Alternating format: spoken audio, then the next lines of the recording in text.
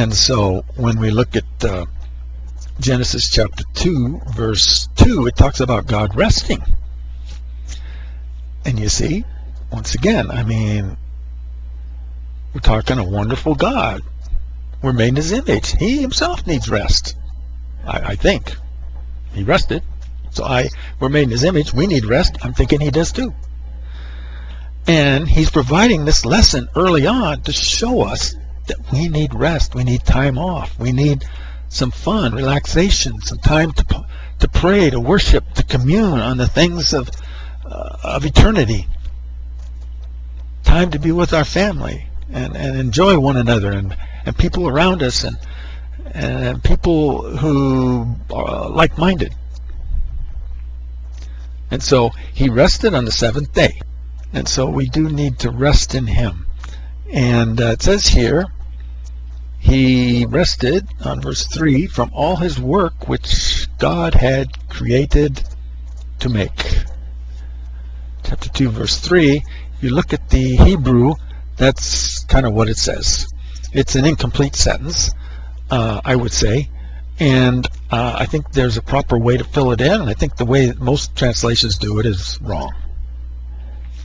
The New World Translation has it more literal, so I would say they're more right. Some of my other translations put the more correct literal Hebrew in the footnotes, so that's nice. At least that's something. And if you look at a Hebrew Bible, that's what the Hebrew would be, something like this. He rested from all His work which God had created to make. What? His beautiful family. That's what it's all about. Beautiful, fruitful, enjoyable, intimate, loving family. So that just so far we can see that this God is wonderful. We can see if these accounts are correct, where He creates all these different things, the plants, the animals, He organizes I think the earth, the moon, the galaxy, whatnot. We can see if that's true, which I absolutely do believe it's true. He's very powerful. I have many reasons why I believe it's true, and I have really no doubt. You can get to the same point. You can have the same amount of assurance that I've got. It takes time. It doesn't happen instantly, as a general rule of thumb. But so this God is very powerful. He's creating people in a certain way for a certain reason, a good reason, to have a beautiful family. So He has a wonderful plan. He is in control. But there is something hindering people experiencing His wonderful plan, being a part of His beautiful family. And in chapter 2, even chapter 1, when it talks about creeping things, and it talks about people ruling over all these, the animal, well, not the animals so much, but ruling over these various types of people. This is a kind of a hint that there's one type of person that has a big problem with God and His plan, but there's another type of person who is on good terms with God and His plan. So even chapter 1 has something of this wonderful plan and the solution to the plan. It even has something of that, because it says, let us make man in our image. And so this ties into the solution. There needs to be a remaking of us into His image. So even in chapter 1, you've got key principle 1, 2, 3, 4, all the key principles of life in chapter 1. No lightweight kind of stuff like you have life is suffering, unfulfilled wants lead to suffering, eliminate the wants, and you'll be just hunky-dory as far as life goes, and you do that by having a right understanding, desire, and action. I mean, this is so weak as far as these are the key principles of life. No, I'm sorry. There's a wonderful God in this universe in control. He has a wonderful plan for everyone who will embrace it, and there's something hindering us from embracing it, but there's a solution, there's a remedy that He provides so that we can embrace His plan, become a part of His beautiful family. That is a wonderful message. Those are powerful keys. These are extremely noble principles of life. Not what Buddha. It's obvious he didn't have help from God to come up with those 4 points. He was just swimming in circles. I don't know who helped him come up with them, but they're all just... And how can anybody think these are the 4 key principles of life? I don't know. It's just mind-boggling. If that's all there is to life, who needs it? Might as well drive off a cliff right now. Get rid of all my wants and desires. Hey, I think I would cease to exist. Then what? I could just stop breathing. I could just stand here and do nothing. And I die eventually, I guess, because I'm not going to try and eat. I'm not going to try and get up and walk or go to the bathroom or drink water.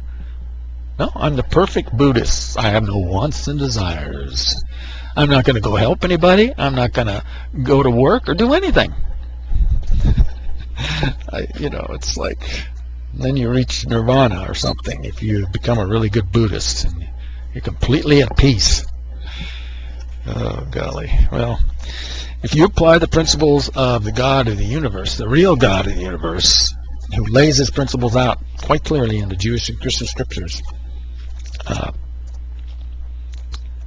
then you will experience this wonderful God who is in control, who has a wonderful plan, who will help you get through those, provide a way through the obstacle to the beautiful plan to him. So here you can see we have a God who is very active in this planet's life, this galaxy, in the lives of the people down here.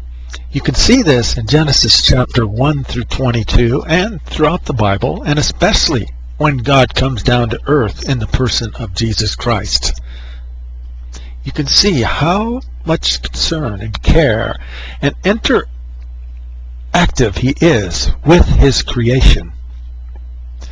We don't have a God here who's just sitting back watching these events down here on this planet like it's some kind of movie, or who started the whole ball of wax and just took off on a vacation and checks in once in a while. No, we have a very super active God.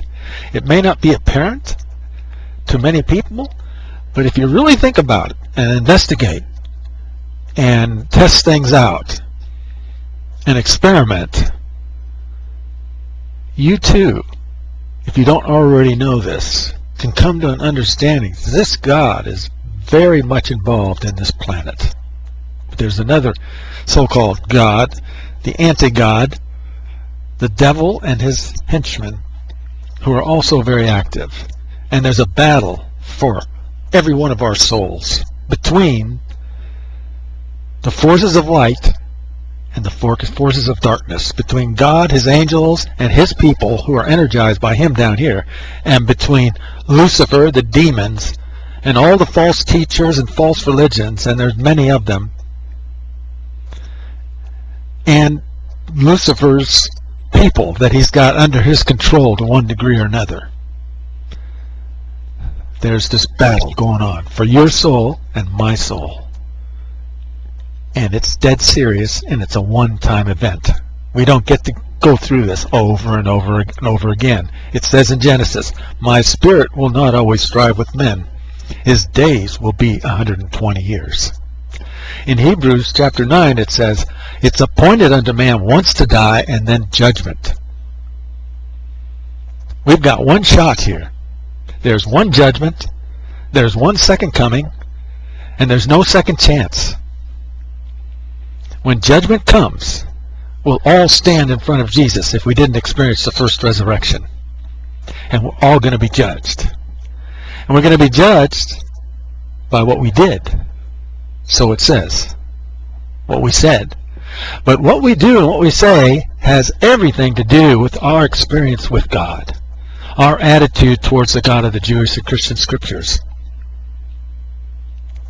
and whether or not we had an ongoing relationship, a real living relationship that works out in two-way communication with the creator of the universe, with God, with the Almighty, with the great I Am, with the Alpha and Omega, with Jesus Christ, whose very name, Jesus, means is the liberator, the savior, the one who opens wide free like a flower in a garden.